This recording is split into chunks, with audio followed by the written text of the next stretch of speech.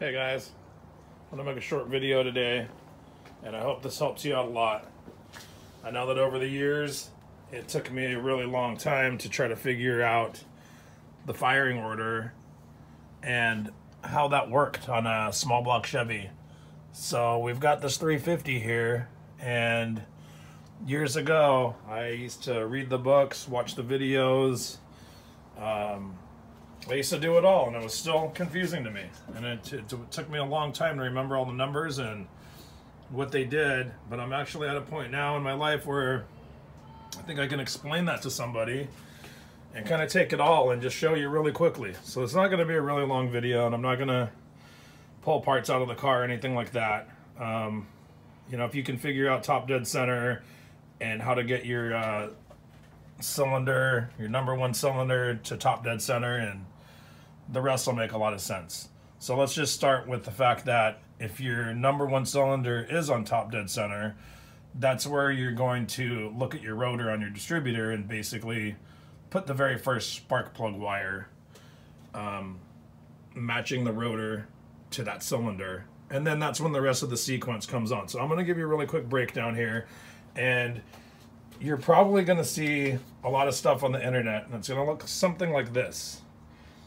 And that, to me, is rather confusing, and it doesn't really help me out a lot. So, very simply put, we've got our firing order, and it goes 18436572. So you can look at this breakdown right here, and basically 18436572. It's a really good way to remember it in pairs. Some people do it like almost like a phone number, 18436572. The actual order is 18436572. And what that means is this is how the rotor turns around and where this next cylinder in order wants to be in a compression stroke, so you can match up the rotor to the spark plug wire. Thus, that's the firing orders. All right, so there you go. That's what your engine looks like. And if you're facing the front of the motor, this is going to be the odd side of the engine. So all the odd numbers will be over here, and this is how this was explained to me by an old-time hot rodder. 1357. All right, and then on this side of the motor, the passenger side, you're going to start over here with 2468. And so the way that looks is 1, 2, 3, 4, 5, 6, 7, 8. So that's the first thing that I really learned about odds and evens and how that makes sense to what we're going to be doing. All right. Now, if you have your engine on top dead center and you start on this number one cylinder and it's on compression stroke, which means it's ready to fire and it needs spark, well, then underneath here, your rotor, you're going to follow this number one spark plug, and you can see that this is the number one cylinder. So if this is on compression stroke and the rotor is facing this direction and it's ready to give a spark, it's going to hit this plug wire. If it doesn't go to this cylinder, it's obviously not going to run right. That's the very first thing you need to do to start your firing order. Don't worry about all the other wires. Just start with one wire. So hook up the first one, and this goes in that direction. So that's going to lead us to this next sheet over here, which is basically going to be this sheet. So here's our distributor, and this is our number one. So let's remember, everything goes this direction. So if you hook up the number one cylinder, that's going to lead you to this kind of crazy sheet right here. And what we're going to end up with is basically a sheet that does look like this. So number one over to the number one cylinder, and then the next one in the firing order is number 8. So that's going to be the next one on the distributor. So then you just go ahead and plug that onto the 8, and so on. And you match this next number in the order, and it's 4. So 4 goes to the even side, and then 3 goes back over here to the odd side. 6 goes back over to the even. 5 back over to the odd. Right next to each other is the last odd one, and then the 2. And so what helped me a lot is it's a really simple process where you don't need any of this. You don't really even need to remember this. If you can follow this sequence, this is 4 arrows will show you how this sequence works. And the very first two that you hook up are 1 and 8. So the very first thing you do is draw a diagonal. And remember that in your mind. So that's the very first two in the firing order. It goes from the front of the motor on this side to the back of the motor on that side. So the front of the odd to the back of the even, if that makes any sense. So 1, 8. And those are the very first two in this order, 1, 8. And then you look at 4, 3. So that just is a line straight across. So you have 1, 8, 4, 3. Next one is 6, 5. There you go, 6, 5, straight across from even to odd. 6, 5 in the firing order right here, and then we only have 2 left, which is 7, 2, which is really easy. It makes an X. You come right over here and you point that arrow right back to the front of the cylinder on this side.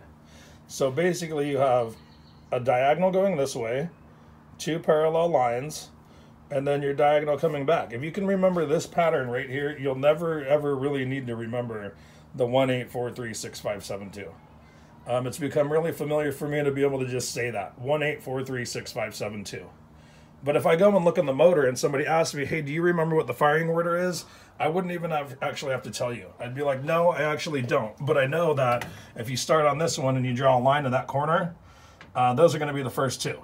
And if you come back over here to the second row and you go this way to this way, those are the next two. If you come back to the other two and go this way, that's the next two. And then you start on that back corner and make an X. So it's like an X with 2 lines. And basically you can wire up a car just like that. So always remember when you're turning your engine too, that you want your rotor going clockwise. So as the thing goes clockwise, that's where the next thing will be. That's where the next one in order will be. And then you just basically put them all together like that. Your car should basically always run. So if you took this car apart right now, I have no idea where the rotor landed, but you could figure out what cylinder it's on just basically by knowing where the rotor is. You could pull the cap off and just slide the cap back on and see which one it's pointing to. If we were to take a wrench and we were to just basically turn the motor over by hand or crank it over, and you had the distributor cap off, you could basically watch that until the rotor were to line up, basically pointing at this cylinder, because most small blocks have a vacuum advance on them. And you can see this one's a little bit out of range over here, but you need room to be able to have that vacuum advance move back and forth to adjust your timing. And your wiring over here is usually kind of faced this direction like that. But somewhere in there, that's where it all lies. If you were to look at your timing mark down here and set your timing mark on 0, and this was on compression stroke, you would basically want to start with your distributor layout, kind of like that. I would say turn to counterclockwise a little bit, and then see if your rotor is pointing toward number 1. That's going to indicate your number 1 cylinder. And when you hook up the first plug, go counterclockwise and do the rest of it. So in the end, you will actually have the diagram that looks like this one, the really confusing one. But after you've watched the video, it should make a lot more sense now. Let's see, I hope it really did help you guys. It's helped me a lot, and I've showed this to a few of my friends, and they did find it that it worked for them. So I'm hoping it saves you some time. I'm hoping it helps you understand it better, and if it did, go ahead and subscribe. I've got a lot more videos coming out later on. I'm going to be putting a MSD ignition in here with a rev limiter and a separate coil. We're going to be getting away with this unit, and I might be able to go in depth a little bit more on how to actually do that, and I can show you a different way, maybe when the valve covers off, what the rocker arm should look like, and where the lifters should be, and if you should be able to turn the push rods or not, which would obviously mean there's nothing pushing on your valves. And then I have a Holley 750 Dominator dual pumper carburetor that we're going to be putting on this motor, on this 68 SS. It doesn't have a 396 in it. This is a small block Chevy 350. It's got a balanced lower reciprocating assembly from the harmonic balancer out to the flywheel. It has a crank turned 10 under. It's got the stock connecting rods, kind of reconditioned and peened. It's got 10-to-1 4-valve dish, TRW flat tops. It's got the Camelback version, old school heads. It's got Urson roller rockers. It's got a Lenati 292 48 duration cam. Everything's under 1/2-inch lift. It's got a Victor Jr. manifold on it. And this motor is got weight match pistons and rods. The motor was balanced by Frank Cutler. He's the guy that does a bunch of drag racing in California and does work on NHRA dragsters. And this motor was built in '99. And I had changed about 14 motors up until then, blowing them up until I got this thing balanced. That's another tip I want to give you, is if you want a motor to last, go ahead and spend extra money on balancing. You won't be blowing up motors like every year, a month, or every time you go out almost in hot rod like I did. This motor was built in '99 and it's been in here running like a champ. I've replaced a few cams, done a little top end work, but the bottom end is solid. And that was the recommendation that my friend, that was a machinist, gave to me, is balance my motor if I want to quit blowing them up. So that's the tip I'm going to give you today too, is it's cheaper to balance a motor once than it is to build a motor 10 times. And it's not that the parts that you put in them aren't good, it's that they can't take the vibration in the motor, and your bearings eventually will chatter apart, amongst other things. So go ahead and get your motor balanced, and it'll last you a lot longer. At the time of this filming, it's 2021. I think it's like mid-January, a couple days into January. So this motor's been in here for over 20 years, just ripping it up. If you check on my channel, you'll see this 68 SS doing some huge burnouts. So go ahead and check it out and see if you like that.